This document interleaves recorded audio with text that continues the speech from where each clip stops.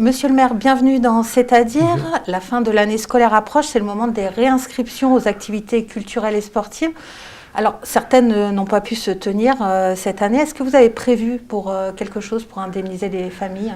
Alors, ce qu'il est prévu, c'est soit les personnes se réinscrivent l'année prochaine dans une activité, dans ce cas-là, ils auront une réduction, soit s'ils ne se réinscrivent pas dans une activité, ils seront remboursés. Et ils devraient recevoir dans les prochains jours, avec en tout cas les appels à se réinscrire, les modalités qui leur seront proposées. Donc, ce sera fait très officiellement. Vous aviez annoncé une aide aux familles monoparentales liées à la crise sanitaire. Qu'en est-il ? Alors là, c'est la CAF, parce qu'on l'a voté au conseil municipal. La CAF, la convention a été signée. Ça devrait arriver dans les prochains jours. Moi, j'espérais que ça arrive plus tôt. C'est la CAF qui va faire ce versement de manière automatique. Les personnes concernées vont recevoir un SMS de la CAF auparavant. Alors, rappelez-nous le montant et les critères pour avoir c'est famille monoparentale avec un enfant de moins de 20 ans inscrit à la CAF. C'est pas la peine de s'inscrire après, c'est trop tard. C'est dans le fichier de la CAF. Et ce sera 200 €, me semble-t-il. Alors, vous l'avez dit, tout le monde va la recevoir automatiquement, mais s'il y a une erreur ou quelque chose, à qui doivent-ils s'adresser ? À la CAF, mais a priori, la CAF travaille avec son fichier mis à jour. Donc, toutes les personnes qui ont été inscrites à la CAF au moment du versement recevront. Celles qui se inscriront après ne recevront pas. Et ceux qui ont été désinscrits avant ne recevront pas non plus. Après la crise sanitaire, le budget de la ville est-il toujours en bonne santé ? Oui, tout à fait. On a un budget de la ville qui est très très bon. D'abord parce qu'on fait attention. Ensuite parce que nous avons encore beaucoup de recettes. Une difficulté cependant, c'est la fin de l'autonomie fiscale des collectivités locales qui nous empêche de travailler nous-mêmes sur nos propres recettes. Donc il y a une baisse de recettes due à la crise du Covid, une augmentation des dépenses due à la crise du Covid aussi, puisque nous avons mis 5 millions d'euros pour aider les familles.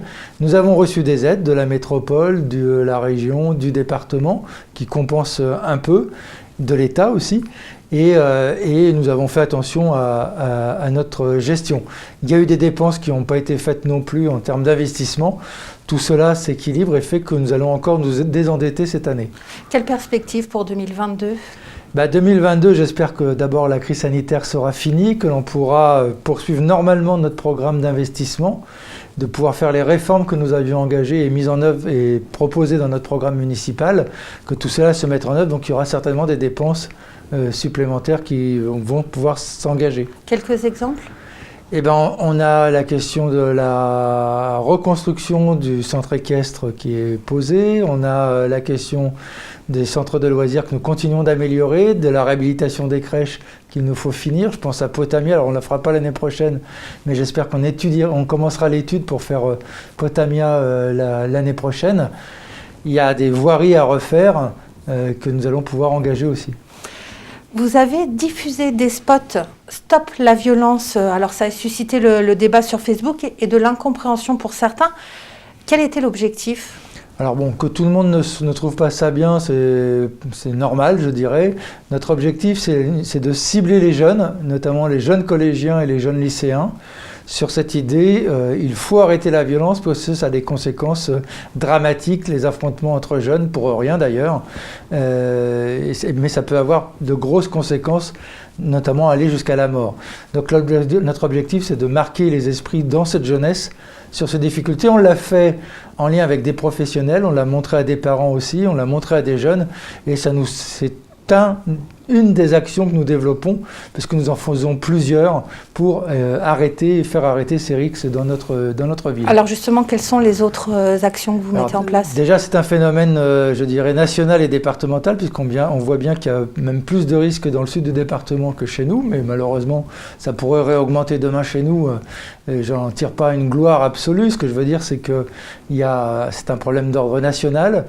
Nous avons une collaboration avec la police et avec les parents. Par exemple, la police en ce moment fait des stages de compréhension des réseaux sociaux avec des parents.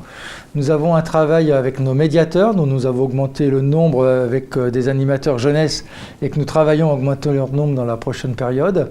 Nous avons des actions avec le club 11-14 qui travaille en direction de ces jeunes, le service jeunesse lui-même, et une coopération avec l'éducation nationale. Nous sommes aussi une des seules villes à avoir un fil continue qui travaille en direction des décrocheurs qui sont souvent malheureusement dans ces bagarres et d'avoir une forme de partenariat avec des étudiants qui pourraient aider ces jeunes décrocheurs pour ne pas décrocher. Alors comment est-ce que vous allez pouvoir mesurer l'impact de toutes ces actions ? L'impact de toutes ces actions, c'est qu'on continue à avoir moins de risques à Gennevilliers qu'ailleurs. C'est déjà un impact un peu positif. Et puis si on arrive à les faire disparaître, ce sera encore mieux. Il y a aussi des débats sur la violence dans les écoles. Alors on dirait que ça touche une population de plus en plus jeune. Est-ce que ce problème vous tient à cœur et est-ce que c'est spécifiquement gennevillois? D'une part, il faut agir contre les violences, quelles qu'elles soient. Et donc il y a des violences intrafamiliales.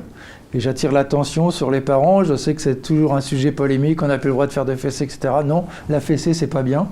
Et que c'est quand même mieux de discuter avec son enfant et de travailler le respect sur la base de la compréhension plutôt que sur la base de la violence, puisque cela se régénère ensuite sur les autres petits-enfants ou autres. Donc ça, c'est un aspect important sur lequel nous voulons travailler. Alors, est-ce qu'il y a plus de violence aujourd'hui qu'hier ? Je ne le crois pas. Est-ce qu'on est moins tolérant à la violence aujourd'hui qu'hier ? Ça, je le crois. Mais tant mieux, parce que la violence, on doit arriver à l'éradiquer. Et donc, c'est un combat permanent pour faire en sorte que dans les écoles ou dans la vie, il y ait moins de violence entre les individus. Et au niveau des violences intrafamiliales, quelles actions pouvez-vous mettre en place ? Alors là, on va faire un petit flyer qu'on va distribuer à l'entrée des écoles, enfin de quelques écoles où on sait que c'est là un peu plus difficile qu'ailleurs.